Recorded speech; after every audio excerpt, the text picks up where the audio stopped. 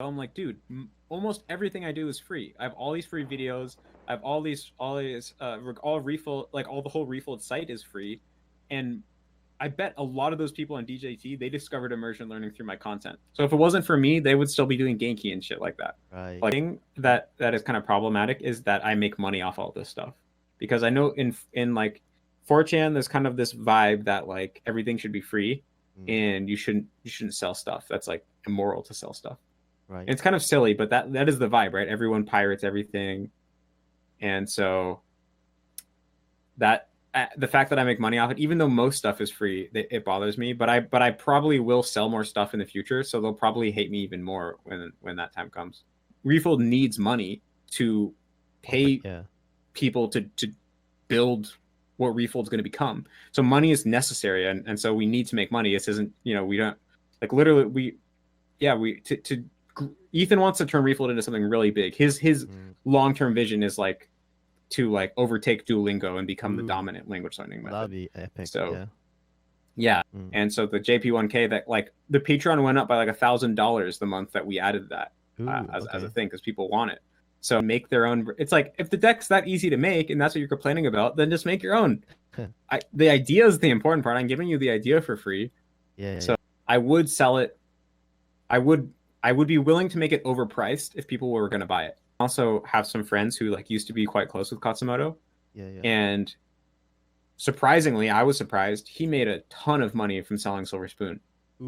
Like millions of dollars from selling Silver Spoon. Millions of dollars. Yeah, because when you do the math, some of the courses so the idea is that there's a small population of what they call whales out there. There's just these people and they're kind of gullible and they have a lot of money, whether that's because they got really lucky with Bitcoin or because their parents are rich and they're spoiled for whatever reason. And so if you can like target the small percentage of people that are rich but also kind of gullible, then you can make a ton of money. Because if you sell a course for, let's just say $1,000, you only have to sell like you can make if you sell 100 courses, then you make 100K, right? So you don't, and then when you think about like just 100, it's like, well, we almost have 1,000 patrons at Refold, so that's not a lot of people, right? So in terms of just making money, if you are a sellout and you just make a course and you sell it for a ton of money, and then you like have good marketing, like that by far makes you the most money, and that's what Katsumoto did. So, but I would be willing to sell something that is good for a grossly overpriced price for like those whales. For the whales. Yeah, like maybe Refold. Well, basically, what we're talking about is Refold might have premium courses that are like $500 or something. That is like $500, and it's like complete like Refold stage 1 package. It has like tells you exactly what to immerse with on what day. It's like so someone could make 0 decisions and go through the process. We might have that one day. Be big on the site, because when you go to a site and they're shoving some $500 thing down your throat, most people's reaction is, oh, so this is just a scam, or like, oh, this is just, So it will actually probably be like it will only get marketed to like people on an email list that like have like shown a certain amount of interest, and then they're just like nitpicking Refold basically, even though it's like probably the like most wholesome and like helpful language learning like system that exists right now at the present moment. I mean, to be completely honest, I mean, at least in your Refold community, how many do you think will actually like make it to actually learn Japanese the way it is? You mean like reach basic fluency? I guess so, yeah. Maybe percent-wise, or maybe 10%. I don't know. Is that a bit low? It's not that it can't happen, but it's unlikely to happen because it's like an inherent like teacher-student relationship almost, right? It's like they're coming to me as an authority and wanting to ask for my help, and so that naturally puts me in like an authoritative position, and so the nature of the relationship, it's kind of like unlikely for it to become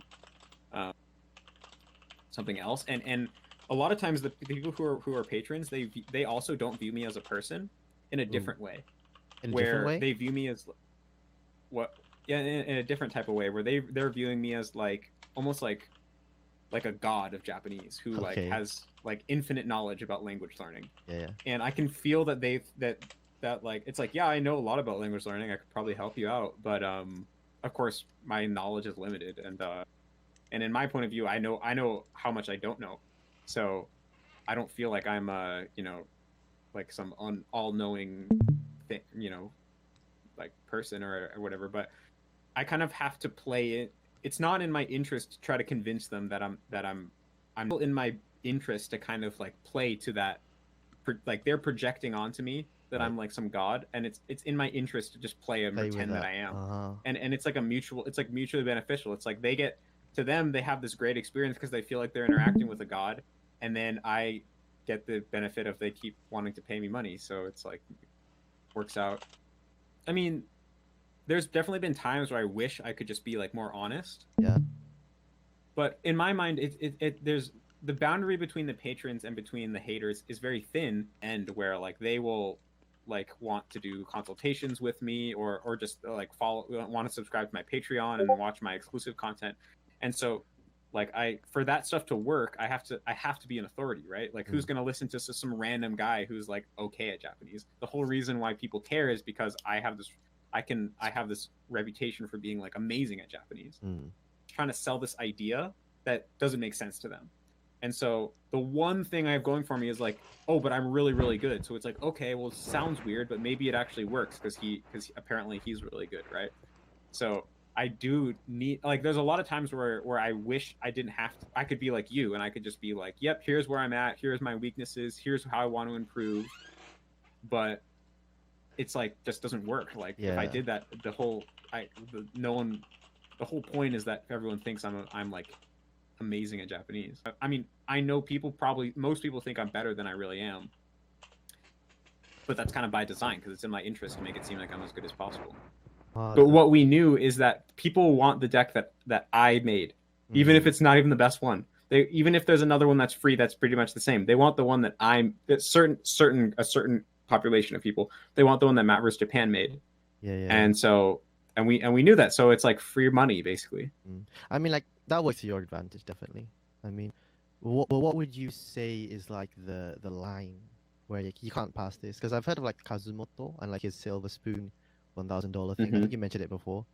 Like, where would you draw the line between like something that's actually useful and something that's like a money grab? It was partially the reason why the deck was like kind of low quality was because it was a new idea, and I didn't want to work on like a really high quality deck before the idea had been like tested. So it was kind of like here's a V1. It's like a beta version of the idea.